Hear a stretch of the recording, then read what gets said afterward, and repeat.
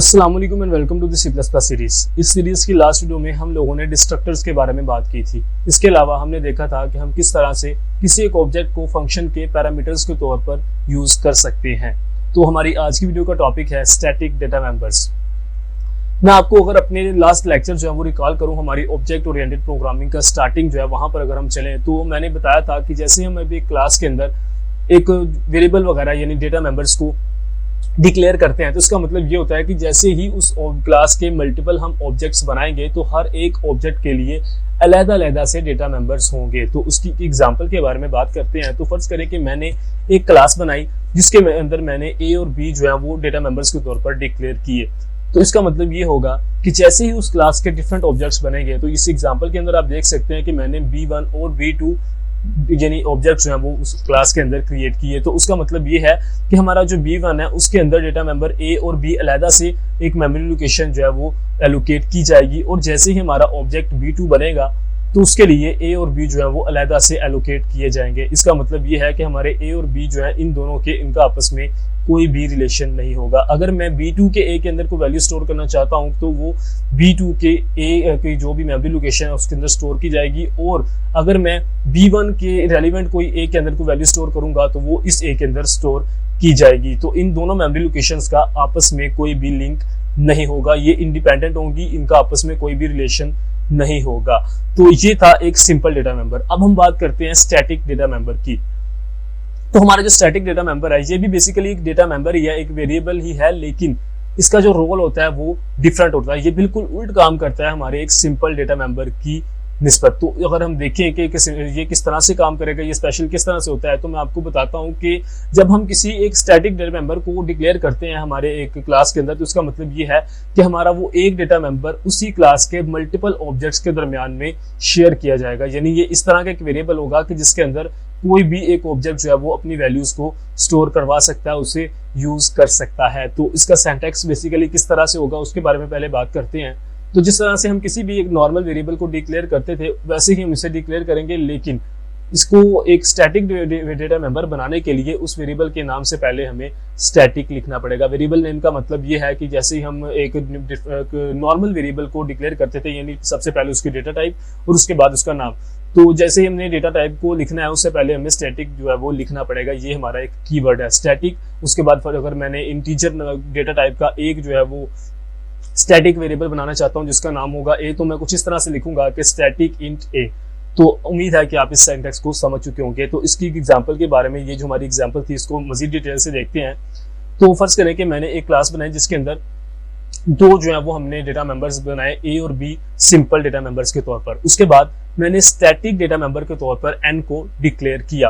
तो क्या होगा कि जैसे ही मैं उस क्लास के दो ऑब्जेक्ट्स बनाऊंगा तो ऑब्जेक्ट B1 और ऑब्जेक्ट B2, तो उनके अंदर चूंकि मैंने सिंपल डेटा मेंबर्स A और B यूज किए थे तो उसके लिए चूंकि हमारा ये एक सिंपल डेटा मेंबर्स थे तो हमारे B1 के लिए A और B अलग से मेमोरी एलोकेट की जाएगी और B2 के लिए A और B के लिए अलग से दो जो मेमोरी लोकेशंस हैं उन्हें एलोकेट किया जाएगा। लेकिन चूंकि मैंने n को as a static data member declare किया है तो हमारा जो n है वो एक सिंपली एक ही लोकेशन बनेगी, यानी कि मैं जितने भी ऑब्जेक्ट यहाँ पर क्रिएट कर लूँ लेकिन n के लिए सिर्फ एक ही मेमोरी लोकेशन जो है वो एलोकेट की जाएगी। अब ये जो हमारे पास क्योंकि ये एक क्लास के अंदर मैंने उसे डिक्लेयर किया तो जाहिर सी बात है कि उसके ऑब्जेक्ट्स को उसे यूज करना चाहिए।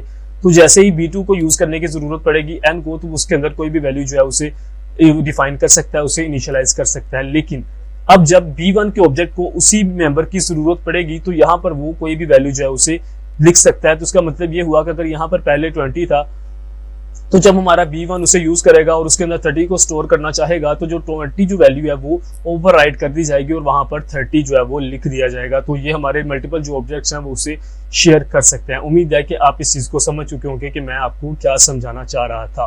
तो अब इस चीज को हम प्रैक्टिकली इंप्लीमेंट करके देखते हैं। तो हमारे पास एक एग्जाम्पल है, write a program which counts the number of objects of a particular class. यानी हमें किस तरह का एक प्रोग्राम बनाना है कि वो इस चीज को काउंट कर सके कि हमारे एक क्लास के अंदर कितने ऑब्जेक्ट्स हैं वो डिक्लेयर किए गए हैं, एक क्लास के अंदर कितने ऑब्जेक्ट्स यूज किए गए हैं। तो इसके अंदर भी कुछ और भी नोट लिखा हुआ है कि हमारी जो इनिशियलाइजेशन होगी हमारे स्टैटिक वेरिएबल की वो होगी क्लास के बाहर। वो क्यों होगा? क्योंकि हमारा जो तमाम ऑब्जेक्ट्स हैं वो उसी एक डेटा मेंबर को शेयर कर रहे हैं। तो इसकी एग्जांपल के बारे में देखते हैं। तो चूंकि हमारी ये इंडेक्स 35 तो ये हमारी 35th वीडियो है।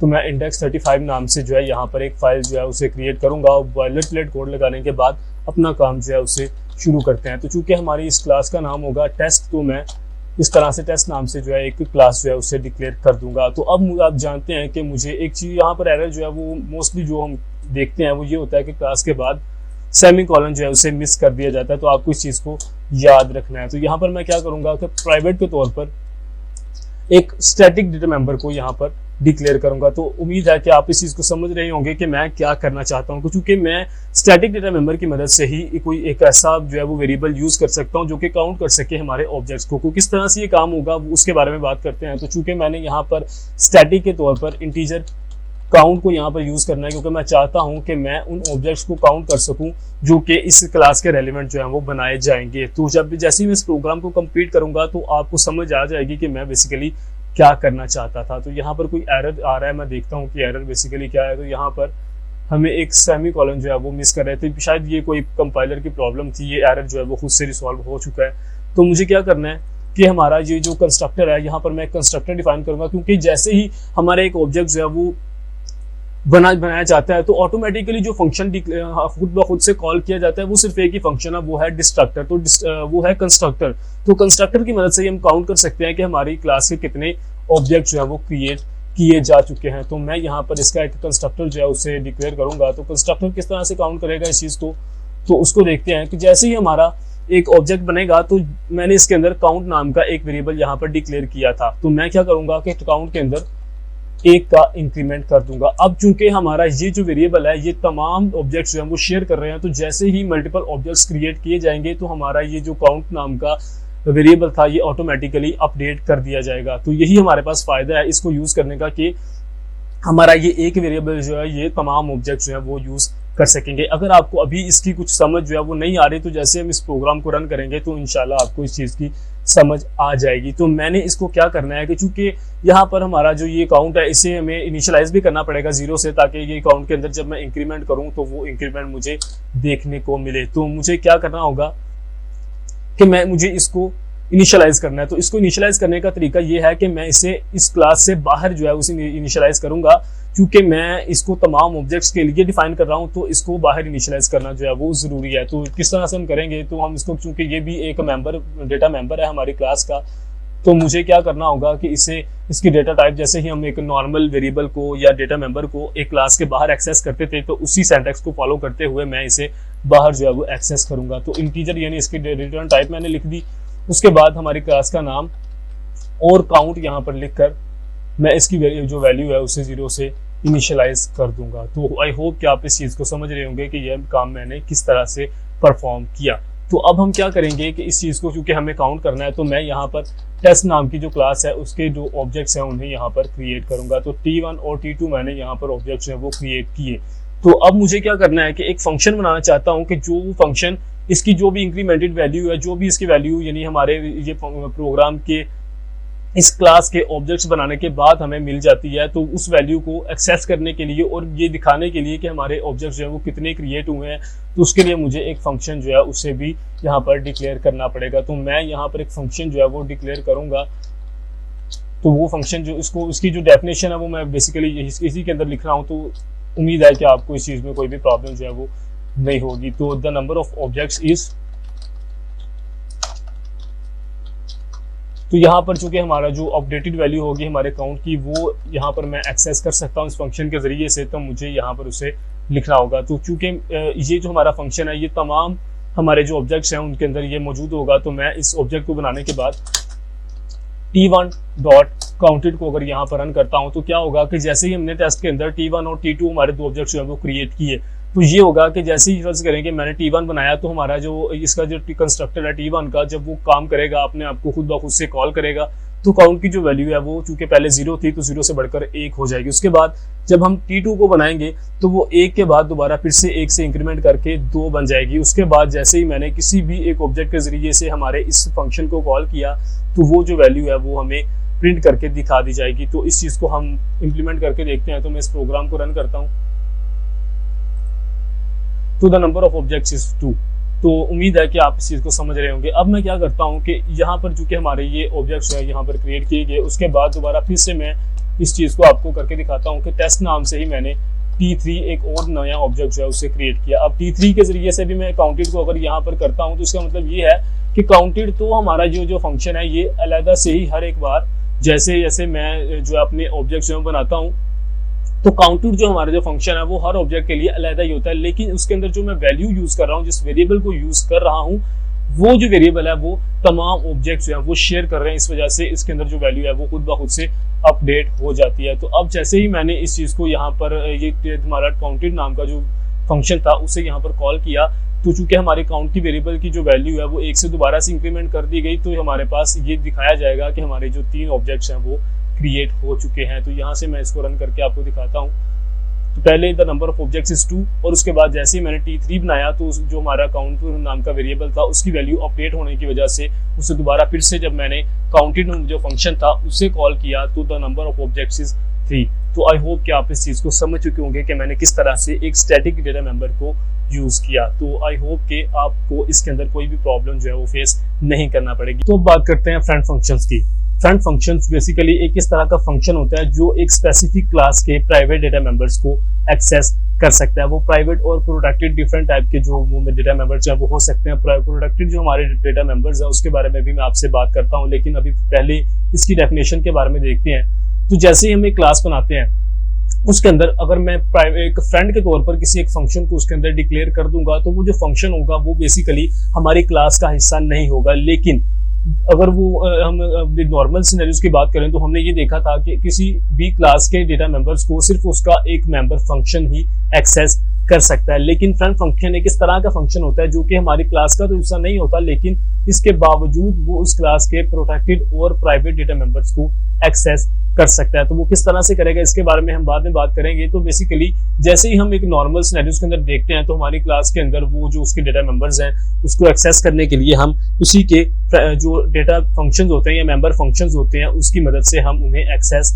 करते हैं। लेकिन इस तरह का भी कोई सिनेरियो हो सकता है ना कि हमारे पास एक एक्सटर्नल फंक्शन हो जिसके लिए हमें जरूरत हो कि वो फंक्शन हमारी क्लास के प्राइवेट डेटा मेंबर्स को एक्सेस करे, तो उस सिनेरियो में हमें फ्रेंड फंक्शंस को यूज करना पड़ता है। तो इसको हम किस तरह से करेंगे कि उसके सिंटैक्स के बारे में पहले बात करते हैं। तो हमारा जो फ्रेंड फंक्शन है वो उसको लिखने के लिए हमारे पास फ्रेंड जो है वो कीवर्ड है। तो फ्रेंड कीवर्ड लिखने के बाद जैसे ही हम दूसरे किसी भी नॉर्मल फंक्शन को डिक्लेयर करते हैं तो बेसिकली उसी सिंटैक्स को फॉलो करते हुए हम उसे डिक्लेयर करेंगे, लेकिन उससे पहले जो है वो फ्रेंड का कीवर्ड वहां पर लिख दिया जाएगा। इसकी प्रैक्टिकल इंप्लीमेंटेशन के बारे में पहले देखते हैं। हम क्या करेंगे कि हमारे पास एक एग्जांपल है, एग्जांपल नंबर 2। तो हमें किस तरह का एक फंक्शन बनाना है जो कि फ्रेंड फंक्शंस के जो हमारी यूसेज है उसे डिमॉन्स्ट्रेट करे। तो वो किस तरह से करेगा कि हमें 2 क्लासेस बनानी होंगी और उन दोनों क्लासेस के अंदर फ्रेंड फंक्शन के तौर पर एक जो है वो फंक्शन डिक्लेयर करना पड़ेगा। तो इसका मतलब ये है कि हमारा वो जो फंक्शन होगा वो उन दोनों क्लासेस के प्राइवेट और प्रोटेक्टेड जो डेटा मेंबर्स हैं उन्हें एक्सेस कर पाएगा। तो इसको प्रैक्टिकल इसकी इंप्लीमेंटेशन देखते हैं। तो हमें क्या करना होगा कि यहाँ पर हमें एक नई जो है वो क्लास डिक्लेयर करना होगी। तो इसको किस तरह से हमें करना है तो मैं यहाँ आपको बताता चलूँ कि चूंकि हमारे पास 2 क्लासेस जो है उन्हें डिक्लेयर करना है तो मैं उसके लिए कोई भी यहाँ पर नाम जो है उसे यूज कर सकता हूँ, लेकिन मैं यहाँ पर A और B नाम से 2 क्लासेस को डिक्लेयर करूंगा। तो बेसिकली मुझे करना क्या होगा कि हमारी जो A क्लास है उसके अंदर भी और हमारी B क्लास के अंदर भी ऐसा फ्रेंड फंक्शन एक फंक्शन को डिक्लेयर करना होगा। तो मैं क्या करूंगा कि यहाँ पर प्राइवेट जो है प्राइवेट और सबसे पहले मैं आपको प्रोटेक्टेड के बारे में बताता चलूँ कि हमारा जो प्रोटेक्टेड होता है वो भी एक इस तरह का डेटा मेंबर होता है जो बेसिकली प्राइवेट की तरह से ही ट्रीट किया जाता है। ये कुछ इसके अंदर जो डिफरेंस है वो आपको उस वक्त ज्यादा अच्छी तरह से समझ आएगा जब हम इनहेरिटेंस के बारे में बात करेंगे। तो फिलहाल आपके लिए इतना समझना बहुत है कि ये बिल्कुल जो है वो एक प्राइवेट की तरह से ही बिहेव करेगा जब हम एक नॉर्मल सिनेरियो की बात करेंगे। तो यहाँ पर आप प्राइवेट लिखते हैं या प्रोटेक्टेड लिखते हैं तो उसके अंदर कोई भी जो है आपको दिक्कत जो है वो देखने को नहीं मिलेगी। तो बेसिकली मैं यहाँ पर प्राइवेट के तौर पर ही हमारे वेरिएबल्स को डिक्लेयर करूंगा। तो इसको मैं फिलहाल कमेंट आउट कर देता हूँ। तो आपकी जो कंफ्यूजन थी कि प्रोटेक्टेड क्या होते हैं वो उम्मीद है कि दूर हो चुकी होगी। अगर हम यहाँ पर प्रोटेक्टेड भी यूज कर लेंगे तो कोई भी प्रॉब्लम नहीं है, लेकिन चूंकि मैं यहाँ पर प्राइवेट को अभी तक यूज करता आ रहा हूं तो इस वजह से मैं यहाँ पर प्राइवेट को ही यूज करूंगा। तो मैं क्या करता हूं कि इंट ए, यहाँ पर इंट ए ही बहुत है, यानी एक डेटा मेंबर ही यहाँ पर लिखना जो है वो बहुत है। तो मैं यहाँ पर इंटीजर ए के तौर पर जो है वो एक प्राइवेट डेटा मेंबर को डिक्लेयर करूंगा। उसके अलावा पब्लिक के अंदर चूंकि मुझे तमाम जो फंक्शंस हैं उन्हें पब्लिक के अंदर लिखना पड़ता है, तो मैं यहाँ पर एक फ्रेंड फंक्शन जो है वो यहाँ पर डिक्लेयर करूंगा। तो मैंने यहाँ पर फ्रेंड लिखा और उसके बाद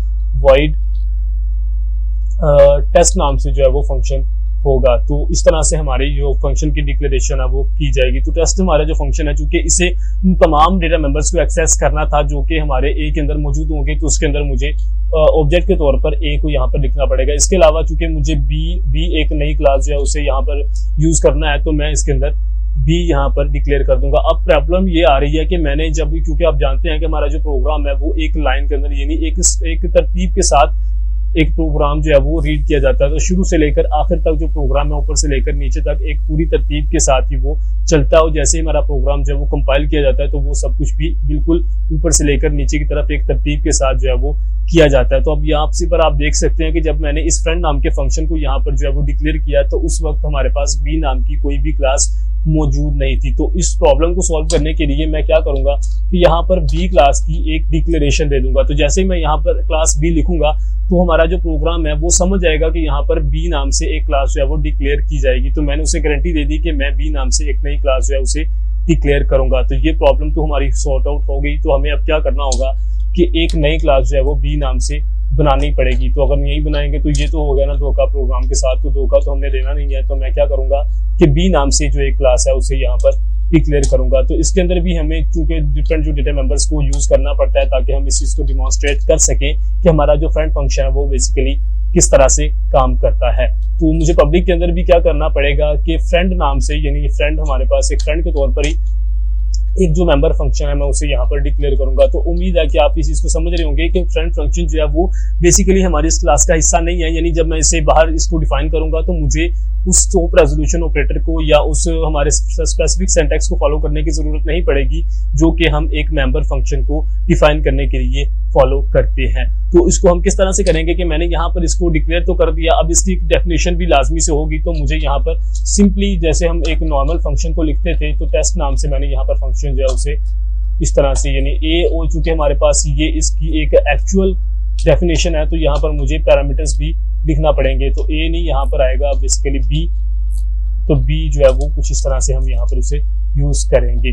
तो मुझे क्या करना है कि आप देख सकते हैं कि हमारा ये जो एक नॉर्मल फंक्शन है हमारे पास जो एक फ्रेंड फंक्शन है उसके अंदर और नॉर्मल जो इसके अंदर हम डेटा मेंबर यानी फ्रेंड फंक्शन जो कोई भी एक नॉर्मल फंक्शन को जब हम एक क्लास के अंदर यूज करते थे तो हमें क्या करना पड़ता था कि जब हम उसे बाहर डिफाइन करते हैं तो हमें उसके लिए स्कोप रेजोल्यूशन ऑपरेटर और उस क्लास का नाम जो है उसे यूज करना पड़ता था क्योंकि वो उस क्लास का मेंबर फंक्शन होता था। लेकिन हमारा ये जो फंक्शन है, ये जो फ्रेंड फंक्शन है, ये एक बिल्कुल इंडिपेंडेंट फंक्शन है, ये इस क्लास से लिंक नहीं है। सिंपली हमने ये बताया कि ये इस क्लास के डेटा मेंबर्स को एक्सेस कर सकता है। तो इस वजह से मैंने इसे सिंपली हमारे जो एक नॉर्मल सिंटैक्स होता है उसे फॉलो करते हुए इसे यहाँ पर डिफाइन करना है। तो अब मैंने क्या किया कि क्योंकि मैंने पैरामीटर्स के तौर पर ए और बी को यहाँ पर दे दिया, तो इसका मतलब ये है कि मैं ए और बी के जो प्राइवेट या प्रोटेक्टेड डेटा मेंबर्स हैं उन्हें यहाँ पर एक्सेस कर सकता हूँ। तो वो किस तरह से किया जाएगा कि मैं यहाँ पर सी आउट की करूँ, see out the value of a class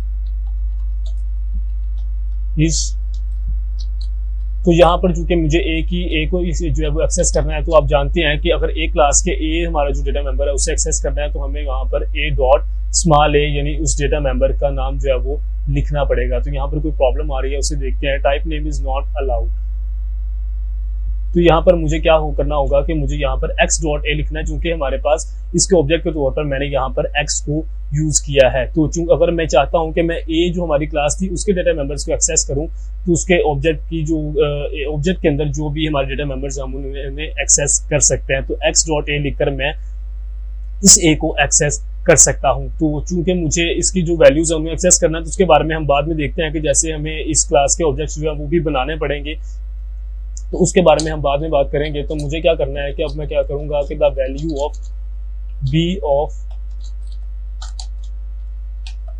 B class is, तो बी क्लास के ऑब्जेक्ट के तौर पर मैंने यहाँ पर y लिखा है तो y डॉट पी लिखकर मैं इसकी वैल्यू को यहाँ पर एक्सेस कर सकता हूँ। अब आप देख सकते हैं कि मैंने इस क्लास के अंदर तो कोई भी ऑब्जेक्ट जो है वो यहाँ पर क्रिएट नहीं किए हैं।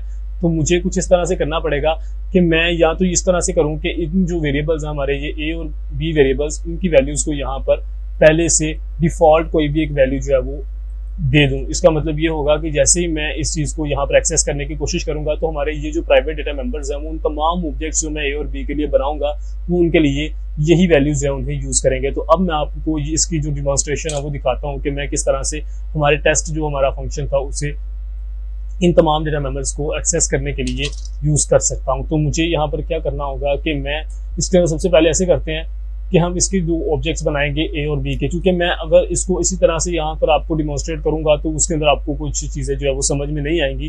तो मुझे क्या करना होगा कि दो ऑब्जेक्ट्स जो है वो हमारी ए क्लास और बी क्लास के एक एक ऑब्जेक्ट जो है वो क्रिएट करना पड़ेगा। तो ए का हमारे पास T1 जो है एक ऑब्जेक्ट बन गया, और उसके बाद बी जो हमारी क्लास थी उसका जो मैंने ऑब्जेक्ट बनाया वो बन गया T2। अब इसके अंदर क्या हुआ कि हमारे ए के अंदर डिफॉल्ट हमारे पास जो ए था उसकी वैल्यू जो है वो 5 रख दी गई है। अब इस चीज़ को मैं बाद में ओवरराइट भी कर सकता हूँ, लेकिन मैं फिलहाल इसी को यूज़ करूंगा।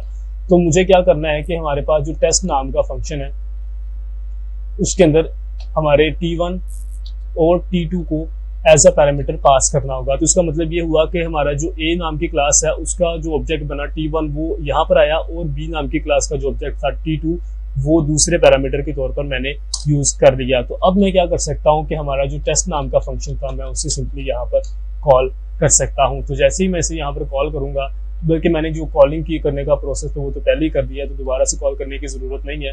तो अब जैसे ही मैं इसे रन करूंगा तो हमारा जो T1 ऑब्जेक्ट है उसके अंदर ए की वैल्यू जो डिफॉल्ट वैल्यू थी वो 5 है, तो वही यहाँ पर हमें शो कर दी जाएगी। तो मैं इसे दोबारा से आपको रन करके दिखाता हूँ। तो आप देख सकते हैं कि value of A of class A is 5, और जो हमारा बी है उसकी बी की वैल्यू जो है वो 2 वो मुझे दिखा रहा है। तो आप देख सकते हैं कि हमारे ये जो प्राइवेट डेटा मेंबर्स थे ये उन्हें एक्सेस कर पा रहा है, हालांकि मैंने इसे एज अ डेटा मेंबर जो है वो डिक्लेयर नहीं किया था, as a member function declare नहीं किया था उस क्लास के अंदर। तो उम्मीद है कि आप इस चीज़ को समझ चुके होंगे। अच्छा, इसके अंदर जो एक और जो काम जो मैं कर सकता था वो ये था कि मैं T1 और T2 यानी हमारे पास जो ए और बी है इन क्लासेस के अंदर कुछ इस तरह के मेंबर फंक्शंस यहाँ पर डिक्लेयर कर देता जो कि हमारे प्राइवेट जो डेटा मेंबर्स हैं उनकी वैल्यूज को अपडेट कर पाते। लेकिन ये जो काम है मैं आप पर छोड़ता हूँ कि आप इस चीज़ को डिफरेंट एक्सपेरिमेंट्स वगैरह जो है वो करें कि यहाँ पर कुछ इस तरह से फंक्शन हो कि जो हमारे प्राइवेट डेटा मेंबर की वैल्यू को अपडेट करे, ताकि मैं डिफरेंट अपडेटेड वैल्यूज को हमारे इस टेस्ट के अंदर जो है जैसे ही मैं ऑब्जेक्ट को पास करूँ तो वो अपडेटेड वैल्यूज यहाँ पर पास करके मैं उन वैल्यूज को एक्सेस कर सकूं। तो उम्मीद है कि आप इस चीज़ को समझ चुके होंगे कि हमारा जो एक फ्रेंड फंक्शन होता है, मैं आपको इस चीज़ के एक समराइज करके बताता हूं कि हमारा जो एक नॉर्मल फंक्शन होता है किसी भी एक क्लास का, वो सिर्फ उसी क्लास के मेंबर जो है वो प्राइवेट डेटा मेंबर्स उन्हें एक्सेस कर सकता है। लेकिन हमारा जो फ्रेंड फंक्शन होता है वो किसी भी क्लास के प्राइवेट डेटा मेंबर्स को एक्सेस कर सकता है अगर हम उसे एज अ फ्रेंड फंक्शन उस क्लास के अंदर डिक्लेयर करें। तो यहाँ पर आप देख सकते हैं कि मैंने जब ए क्लास बनाई तो उसके अंदर मैंने फ्रेंड के तौर पर हमारा ये जो टेस्ट हमारा एक फंक्शन था उसे यहाँ पर डिक्लेयर किया, और इसी तरह से फ्रेंड के तौर पर ही मैंने हमारा जो क्लास बी थी उसके अंदर इसे डिक्लेयर किया। तो इस वजह से हमारा जो फंक्शन था वो ए और बी के जो प्राइवेट डेटा मेंबर्स हैं उन्हें एक्सेस कर पा रहा था। लेकिन अगर मैं आपको यहाँ पर इसे कमेंट आउट करके दिखाऊं, यानी मैं यहाँ पर ये करता हूँ कि हमारा ये जो टेस्ट नाम का फंक्शन था ये हमारा फ्रेंड जो हमारी बी क्लास है उसका फ्रेंड नहीं है, तो उसी सूरत में आप देख सकते हैं कि जो बी है उसे ये एक्सेस नहीं कर पाएगा, और यहाँ पर आपको एक एरर जो है वो दिखाया जाएगा। तो ये जो हमारे बी के वेरिएबल्स हैं वो एक्सेसिबल नहीं है। तो उम्मीद है कि आप इस चीज़ को समझ चुके होंगे कि हम किस तरह से एक फ्रेंड फंक्शन की मदद से किसी भी क्लास के प्राइवेट डेटा मेंबर्स को एक्सेस कर सकते हैं। आई होप कि आपको इस चीज़ में कोई भी प्रॉब्लम जो है वो नहीं होगी। अभी भी अगर आपने इस सीरीज़ को एक्सेस नहीं किया है तो इस सीरीज़ का जो लिंक है वो मैं डिस्क्रिप्शन के अंदर आपको प्रोवाइड कर दूंगा, ताकि आप शुरू से लेकर इस सीरीज़ को देखें और आपके तमाम कॉन्सेप्ट जो है वो क्लियर हो सके। अगर आपको कोई भी प्रॉब्लम पेश आती है तो कमेंट सेक्शन में आप उससे पूछें, मैं आपको आपकी तमाम जो प्रॉब्लम्स हैं उनका जवाब दूंगा। अगर आपको किसी चीज़ में कोई प्रॉब्लम आती है, यानी आपको कोई भी आपकी कुछ सजेशंस हैं तो वो भी कमेंट्स के अंदर आप जो है वो मुझे दे सकते हैं। मैं उन सजेशंस के ऊपर इंशाल्लाह ज़रूर से अमल करूंगा। तो उम्मीद है कि आप इस सीरीज़ को एक्सेस करेंगे। तो मिलते हैं नेक्स्ट वीडियो में, तब तक के लिए अल्लाह हाफिज़।